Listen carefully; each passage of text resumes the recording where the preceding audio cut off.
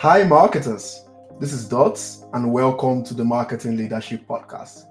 With me here is Peace Itimi, Director of Marketing at Smile Identity, and we will be talking about the relevance of the press in effective B2B content marketing strategies. I know you guys are ready, so let's get it. Peace, how are you doing today? Fine, thank you, Doc. That's a really great intro. I should learn to be that eloquent when I do my own YouTube videos. So, thank you so Abs- much for having me. Yeah, great. I'm so excited to do this, and again, it's been an honor chatting you today. So, our listeners can't wait to hear more about you, or for those watching, see more about you. So, could you please tell us about yourself, your background, your role, and how did you get to where you are today? Which is a very good place, anyway. Thank you. So my name is Peace, like you rightly said. Currently, I am director of marketing at a Series B startup called Smile Identity, and we provide identity verification solutions across over 52 countries in Africa and 100 countries globally. So any company who needs to verify their customers can leverage Smile Identity product. Before Smile Identity, I have done a lot of great stuff, a lot of marketing stuff for other early stage startups in the tech ecosystem. So I've worked for I've changed. I've worked for Stacks, which is a product owned by Hova, which is now open source. I headed marketing for Cora Pay, payment infrastructure company in Lagos at some point as well. I've worked with Sisters as a global good marketing manager and as a good mentor. So that's kind of like what my lateral marketing career has been. But outside of that, I do a lot of mentorship. So mentor on the Sisters Growth Program. I'm a mentor with the Google Black Founders Fund as well. Started doing that recently. I'm a content creator as well. So I have a YouTube channel where I create content. I teach a lot on business and marketing, on life lessons, but I also have a show on there called Founders Connect where I interview African founders and operators building amazing tech products. That's me so far. That's the intro. And that's a huge wrap there. Like, that's a CV I can just continue to look at every day of my life. So Very yeah, kind. great job on where you've been for sure. In terms of the entrepreneur side, I hear what you said there, and I know you've connected with great entrepreneurs all over the world. And what do you think will be the three biggest challenges, from a performance marketing perspective? I know they have many problems. It's just the way it is. But from a marketing perspective, what would you think your top three or top four is? For performance marketing challenges, Yeah. I think it's very easy. I think the first one is finding the right channel. Right, when it comes to performance marketing, there's so many channels. In fact, every content channel right now has an ads manager for people to run ads. Right, so if you think about from Facebook to Snapchat to Spotify, to Meta platforms to Twitter, every platform right somehow has enabled to Twitter as well, and then of course Google, and then there's a lot of programmatic. They all have ways that people can actually reach the audiences on that channel. So I think the very first one, which can seem really simple, is figuring out which is the best channel for me to actually use, right?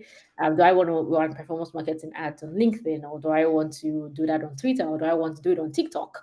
Or do I want to do it on a Meta platform? I think that's a really big one, and it differs per time because like if you're a really big company, you have a really great marketing budget, you're able to experiment a lot, experiment really fast, and you can say, hey, let's splurge $10,000 across all of these channels, find the one that works best, and then we can go hard on that. But if you're a small business, if you're an early stage tech startup, when 10K is your entire marketing budget for the quarter, Mm. experimenting across all of them and finding the best audiences then becomes a lot harder, right? So I think that's definitely difficult. I think another one is targeting, right? It's one thing on the channel itself, but I think another one is just targeting the right way because from platform to platform, the way that you target differs. The kind of targeting that a TikTok would have is different. First time I went to run a TikTok campaign, I was like, oh, okay, this is interesting. If I'm in UK, I can't target some specific countries. I can't use this. I need to use hashtags, and that can really be different. So when you have one business, one brand, one persona, or a couple of personas, and you're like, oh, once we define it in our marketing room and we know how we want to target, but by the time you start going from channel to channel, you realize you have to tweak it the same way Mm. you would target for the same campaign on Google display will be slightly different on Instagram, it will be different on Twitter, it will be different on demand generation for LinkedIn. So I think also that can be difficult. I think those are like two key challenges, right? Because performance marketing is a very effective channel. It's direct response. When I think about direct response, I want to be able to know how much I spend and how much I get back and the value of that and be able to track at each point. Performance marketing is one of those channels that reigns supreme. But then just making sure that you're getting the right channel, the right people, I think that can be a bit difficult. Yeah, the last thing you said there was what I was, and this is just a proof of what you do and why you do it and why you are so great. The product market fit is one of the most important because that determines these two things that you mentioned. And as stressful as it is, I still believe that it's 75% strategy and 25% implementation, especially for startups in general, even enterprises as well. So thanks so much for that insight. Let's get into it right now. And I would like to put you on the spot. Is the press, PR, media, some people call them, or press media, a good vertical in terms of B2B content marketing? Yes, no, maybe, and why? It depends. Okay, that's maybe. Got it. It depends. It's not a no, right? But it's not a hard yes because when you just said everything is you're a big advocate of 75 25%. You could use press and you would not get any result. But you could use press and you will get a lot of results. Also depend on timing. So I think that it can be a mix of both. But in the long term, in the long run, I think press is a really great part of your content marketing strategy. And I'll give like two key reasons, right? Or maybe a couple of more, maybe more than two. We'll see how I Yeah, end up. no, yeah. The Please first one go for it. is SEO. Funny enough, I was speaking with someone today and we're talking about strategy for launching a B2C product. And we're talking, oh, do we want to do press? And I said, press might not be will not give the 10,000 users you want to acquire this month immediately. It's not that direct response channel that you just like, oh, speak to a bunch of people, be everywhere, next thing you're getting downloads. It won't always happen like that. However, press is really great for SEO, and SEO is a direct response channel in the long term, right? So when you start doing all your different strategies, when you start running ads, performance marketing ads, you start doing influencer marketing, you start doing social media marketing, we start doing every other thing. People begin to know about you, and people always go and search for a lot of people, for a lot of brands. Direct traffic on their Google Analytics is always like more than 50% because people are going to search, and sorry, organic traffic. And when people go search, when they see that you've been mentioned on this press platform, on this media platform, is this are like, oh, okay, this is really good, and they easily click. So that SEO juice is really great. That's one. But two, it's also the reputation. For instance, in Nigerian tech ecosystem now, whenever people have news, they want to get on TechCrunch because TechCrunch Africa is one of the biggest. So people want to get on Tech About, they want to get on Business Insight, they want to get on Shop Africa, because Yeah. if my news, if it is a startup spotlight, if there's a feature of me on any of this platform, it reaches the right people, but it also builds my brand reputation. And that brand reputation helps with building brand equity, it helps with brand awareness, and in the long run, it helps with indirect acquisition for the businesses, whether you're B2C or B2B. So, and when it comes to B2B specifically, I think press is really important because you're trying to convert not individuals, you're trying to convert decision makers at big companies, at small companies. These people are reading stuff, they're reading news. These people are looking for, oh, is this other company using them? Who are the people? How much money are they raising? They're even more particular about reputation than even like individuals who use B2C product, right? Because individuals also want, is this convenient? Is it easy? But a B2B client will think about a lot of things before they make that decision. And that reputation and brand equity that you get from spicing up your content strategy with press. And I say spicing up because it cannot be your entire content marketing strategy, comes a long way in doing that. So my answer Yeah. is, I guess, maybe yes. Yeah, yes, it depends. It's not you don't run it in silos. Um I like what you said about reputation. I think PR is easy with great reputation. And with startups, they are just building their reputation, right? So I would assume that, the press yes, is one of those things to say, oh, here's a problem in the world and this company is here to solve it. Please use our product. Well, one thing that I think also, just to add to what you said there, that also, joins everything together, or that forms a great basis, is, not just the product market fit there, but the value proposition, right? You are looking at the decision making process of the customer in terms of B2B here, and seeing that if that PR is, or if that press, or if that press piece is connecting to that Yeah. channel. Yeah, maybe, people can say one channel is better than the other, but at the end of the day, it's that unique value proposition. And I have a belief that press, what we see as press, is changing, other than what you will see 10 years ago, when they will say, oh, okay, this brand is here, they just released this on so dates, marketing manager speaks, and then you have a small quote on what the marketing manager said, and then you have like a small appendix about the company. Very boring.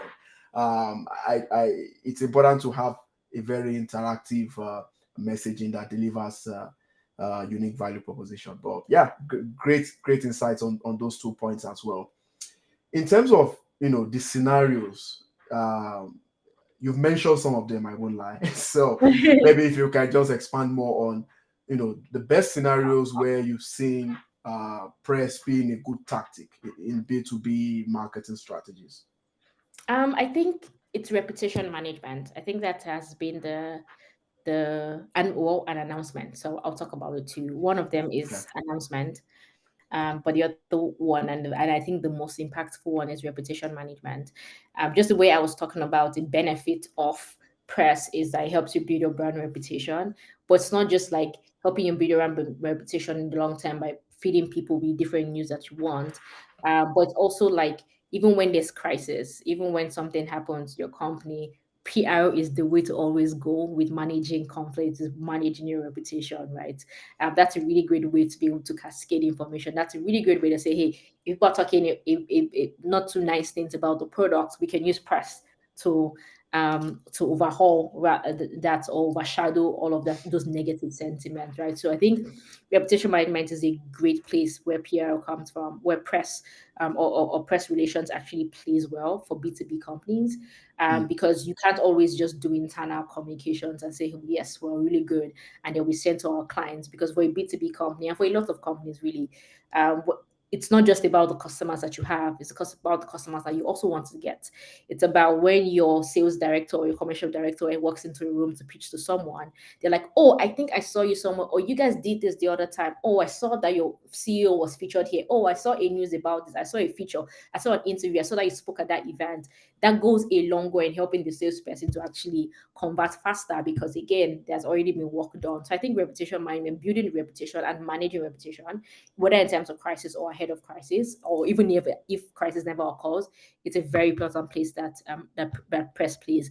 I didn't think the other one's also in announcement, right? When you launch new product, when you do a brand relaunch, when you fundraise a new round, when you acquire a new company, when you get acquired, when you have key milestones in your company, Mhm. practice becomes a really good way, because the thing with B2B companies, like performance marketing works like demand generation, or performance marketing as a form of demand generation works.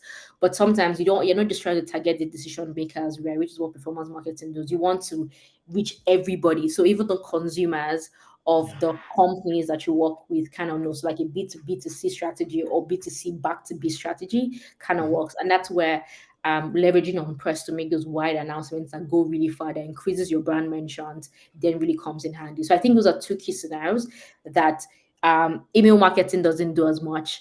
Content marketing on your blog doesn't have that reach. Performance marketing will not be the right format, and it will feel like an ad, but press will feel like a story. And people will read a story, but people will not consume that ad. So that becomes like a really good point that people are like, oh, I'm learning about the founder, I'm learning about the milestones, I'm learning about the key things that you guys are doing. I'm learning about the company in a way that feels like a story, that it's a narrative, that's content I'm consumed, that's thought leadership content, but it's not just an ad that I'm just promoting outside. Yeah, and that's awesome. You mentioned something there, thought leadership, and I would like to own in on that a little bit. I know that some brands or some companies or even individuals have taken this kind of approach, not just using the general, PR text format, but actually appearing on media, platforms like TV and radio, and having this constant thought leadership piece that they provide. First, that they provide the thought leadership value, and then at the end of the day, their company comes second. I'm aware of an agency here in Western Canada that I've used that with a TV station called CTV. I also know an influencer in the UK called Flavilla Fongang that have also had some, BBC specials on marketing and things like that. And with that, she's kind of like the influencer for the company that she works for.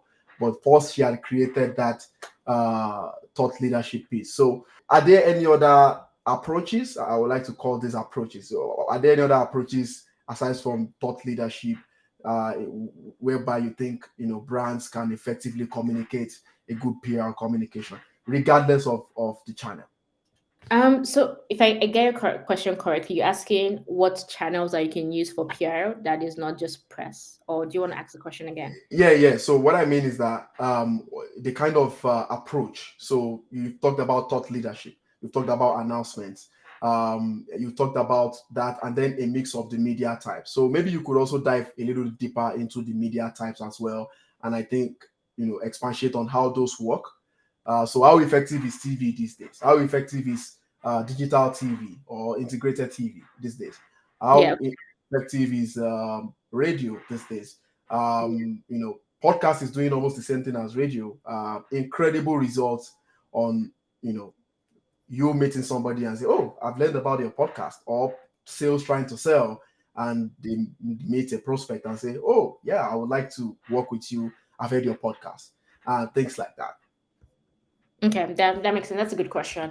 Um, So if I break down the chat, and I think you already answered the question a little bit when you started breaking them down. So the first one is when you think about press, there's written press, right? So you think about blogs, or you think about news sites. Sometimes people call it blog. They feel like, oh, it's just like some people in the newsroom, but a Bloomberg can be as far as a blog.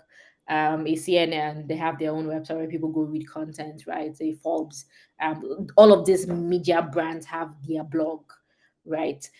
So I would say the blogs first of all. And when you think about blogs, there are different niches. So for instance, I work in tech, right? So Mhm, I'm very familiar with tech.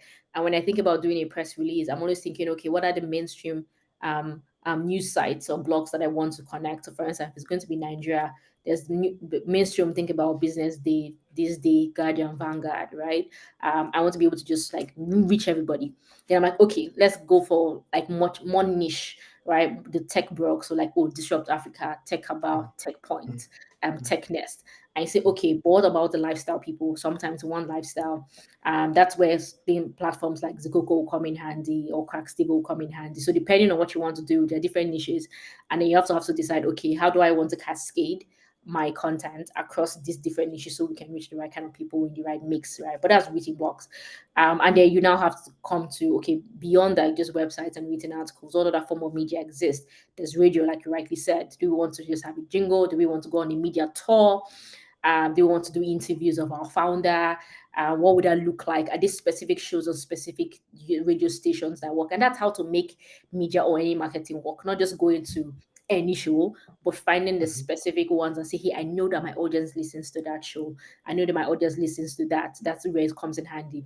And then the other side of radio is then podcast, right? So people are not just like listening to a radio station when they're driving in, or people are listening to podcasts. So if I mhm, went to do something in marketing, and I'm targeting chief marketing officers, I would think about the Dot Leadership podcast, because I'm like, the people who listen to this as CMOs and marketing leaders, right? If I wanted to meet someone for a dating app, I would go to, maybe I said what I said, and just reach out to people who are just vibing, right? But that's a mhm, channel that works. That's a media channel that works. So there's radio on the traditional mainstream part. There's podcast when you think about the digital aspect of it. And then you now think about, okay, but there's TV. So, and or rather, there's video. Let me say mhm. with video. So we've done text, Yeah, we've done audio, then there's video. And yeah, video then has YouTube, right? And then from YouTube, then you have TV, right? With YouTube, you're also doing the same thing you're doing with podcasts. What kind of channels do I want advertising? What kind of content are they creating? And how does that connect to my to the product that I'm selling? What kind of channels are the CEOs and CTOs listening to? or watching rather on YouTube. And then it's like, okay, let's do TV, right? What shows are on TV? There's DSTV, there's Mm, CNBC, there's mm, African Magic, mhm. um, there's Showmax as a channel. Yeah. There's a lot of these shows or news platforms that you can then decide that you want to advertise on. In Nigeria, when there's Big Brother Nigeria, you see a lot of people, see a lot of brands from B2B brands like Flutterwave, to B2C brands like Piggyvest and Patricia advertising Mhm, on Big Brother, right? mhm, And that's TV, right? You see other mhm. people doing stuff on, or the Take About has a CNBC show, the Next Wave. You see brands advertising Yeah. on that show as well. So there are many platforms, and I wouldn't say that there's one that works best. I think the one Yeah. that works best with any marketing depends on your objective, depends on your product, depends on your audience, even depends on time, seasonalities. The thing with Exactly. marketers is I can't just say that this has worked last year, it's Yeah. going to work again today. Something's going to Yeah. happen today, but that's the fun as well, experimenting. But the Yeah. best media strategies, and this is not just press, right? In this case, what you're talking about media, not press. Mhm. The best media strategy is the one that cuts across different formats: video, Yeah. audio, text, own Okay. channels, Yeah. and end channels and Yeah. paid channels. The ones that are Yeah. like, hey, let's collaborate, let's partner, let me create content with you. The ones that, oh, let's do co-marketing, and the ones that's like, oh, we already created this content, just post it as an ad on top of Mhm. this, and the ones that's our own channel and say, hey, we want to create our own content, right? You work in a company and deciding, oh, let's do a podcast that Yeah. I'm going to host for for this company. So Yeah. that's basically how we think about it. Yeah. And that's awesome, listeners. If you catch that well-loaded response there, I think there's a lot to unpack. But I think the first thing that Peace mentioned there is the details around strategy. There are just so many things. The pandemic has, skewed ad scheduling for many verticals, and so on and so forth. But the truth is that it might be a painful process, the strategic process, but it's always worth it. It's at the end of the day, the result will just sell itself. The second thing she said, listeners, is that if you are listening to the Marketing Leadership Podcast, please subscribe. Okay, you heard this. Subscribe. Okay. So when it comes to the strategy part, let's just dive deep into that into our next question here. The key is don't burn money. But I think people still burn money. Maybe not this, even the startups still burn money, but enterprises it happens way more because there's so much capital being available. So how do you think people should properly use their budgets? I think you've touched on this at the very beginning as well, like with the $10,000 analogy. But are there any other ideas you have in the sense of how to properly use a PR budget that is as best as possible to deliver some sort of an ROI within a specific period? I would say do as much as you can. Like, intensity helps with press, right? And intensity is not just the amount of which or of sites that you're able to get featured on at a time, but how closely you're able to do press release campaigns. The best PR campaigns I have seen happen at the same time. In fact, people realize Hmm. this is PR, but they like are buying into it because all of a sudden, and when I say PR, it's not like a bad thing. It's like even when movies come, and next thing you know, you're seeing the actors on every show advertising, on every show, on every show, on every show, on every show, because that The big intensity bang. is top of mind. And by the Yeah. time they're done, people still remember them. It's like when Creed recently came out, and next thing you know, I think it's Jonathan Mayers as his name. He's on every channel. People are just talking about him. And even when Yeah. Creed started going down on cinemas, people still remember these people. And that's how actors are able to survive, right? Because they don't always do movies back to back, but then they release a really Yeah. good movie. They do a lot of press. You have a lot of content that 2 years down the line, people are still going to crop and reference something that they say, but then they're just chilling and they come back and do that. So it's not just Yeah. intensity in terms, it's like, oh, this one announcement, how many I can reach at a time, but how often can I get people to remember us, right? So if we do something this week, let's do something in 2 weeks, let's do something in 3 weeks, let's do something this month, next month, the other month. So it feels organic enough that people are not just spammed and they're not reading all the content, but like it's enough for people to remember us. Because again, remember at the beginning when I mentioned what's the importance of press is brand awareness, right? It's brand reputation. It's people being able to remember and see you and then go type your name on Google search and then go to your website. So you want that and you want to be able to creep into people's minds subtly. That's my first recommendation. Like when you do Mhm. it, build the intensity not just in terms of, oh, let's spend all our press budget this week, but if you have Yeah. a press budget, spread it out for the quarter in a cadence that you almost have something, you're there, right? Yeah. One of the things I'm doing now is like my one of my goals is to make sure that we have one press feature every month, and I'm not rushing to. I'm not trying to get 10 in one month. I'm trying to say, hey, Yeah. we get on this blog today. The next month we get here. The next month we get here. People are seeing us here. They're seeing us here. They're seeing us here. Over time, it just really starts in their mind that Smile is a really great brand because they've been seeing us everywhere for the last couple of months. I think the other one too is just also spread it across like a different kinds of sites, right? I would not say concentrate on just one media platform. Yeah. Experiment with different formats, but also experiment with different niche. So it's not just experimenting with text, video, audio, but also how you experiment with the niches, how you experiment with, for instance, again, in context of the industry that I work with tech, with mainstream, we want to do lifestyle, sprinkle here, we want to do English and want to do francophone and kind of just sprinkle it around because then you actually reach different people. Because even though, for instance, you're selling to marketers, yes, I would read tech blogs and I would listen to marketing leadership podcasts, but I also listen to things just for fun, right? I Mm. also listen to things for hardcore news. So I'm still going to Yeah. be in those places, or somebody else would read that I remember that is relevant to me and come to me. So also spread it across different niches. So you're actually making sure that you're reaching as many people as possible. And then don't be afraid to experiment, right? Just because one media house is working for you doesn't mean that you shouldn't try the other ones. Yeah. And sometimes you're looking for not just the most popular media platforms, you're looking for the ones that have the most impact, the ones that have the most SEO rankings. I found that, Engagement. yeah, engagement. The ones that have the most popular names are not always the ones that will rank first when you go on Google search and search its announcement. They're not the ones that will have the most retweets. So you want to also balance between, oh, we got featured on this platform because it's a big brand, but then we also got featured on this platform that helps us rank higher, and also that has a lot of engagement that gives us backlinks or website visits on our channel. Yeah, I like that last point there in terms of don't look for popularity. I would say 99% still make that mistake. Don't look for popularity, Yeah. look for, where there's great rankings, great engagement. And when it comes to that category or subcategory, they can still dominate that category. That's a really great one there. Something else I wanted to get your thoughts on here. It's the Imagine podcast platform from a marketing perspective, and I'll tell you why. Um, podcast being used as a press tool or has been becoming popular of late, especially by enterprises, but even for the startups and mid-sized businesses, it's also being used as an ABM tool. For those who know how to do that very well, shameless plug, check out contentalliance.com. Um, However, in terms of promoting that, piece of PR, podcast PR, there is a need for some sort of push. Sometimes the content doesn't just move itself. Just like with every other podcast platform, there's a pay to play perspective to it.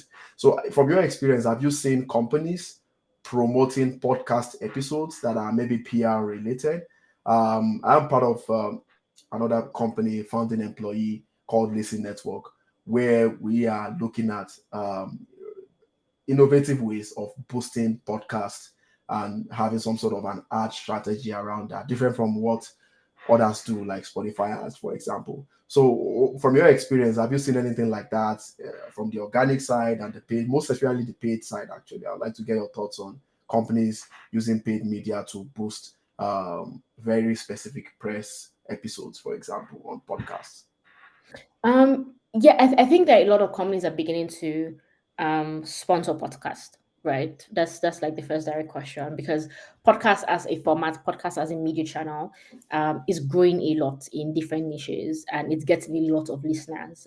And wherever listeners are, wherever audience is, marketers run there. That's just simply Yes. what it is. So the Yeah. more podcasts grow, the more a lot of brands are beginning to do that. It's the same way that a lot of brands are also beginning to sponsor newsletters, right? Because again, this newsletter is having 10,000 of you of subscribers, 100,000 subscribers. I want to be in that article when they're reading the next issue. Same thing with podcasts. I've seen a lot of B2B brands. One of popular podcasts in Nigeria, for instance, as I said what I said, whenever they're having live shows or even like even within their normal episodes, they get brand sponsorship from both B2B and B2C brands. So that's really an example.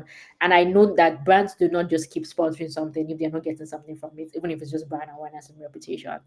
So I see that a lot.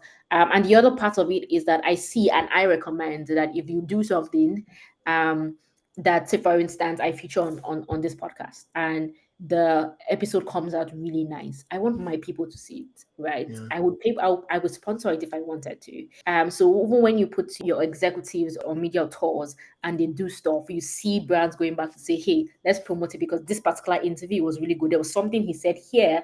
Let's cut it out and put it at the clip and put it on our LinkedIn. Let's add it on our internal newsletter and just keep reposting that content. So it was from this channel as a guest, thought leadership did, but they've been able to reuse it over and over and over again. So the answer to your question is yes. I think there are a lot more sponsorships opportunities for podcasters.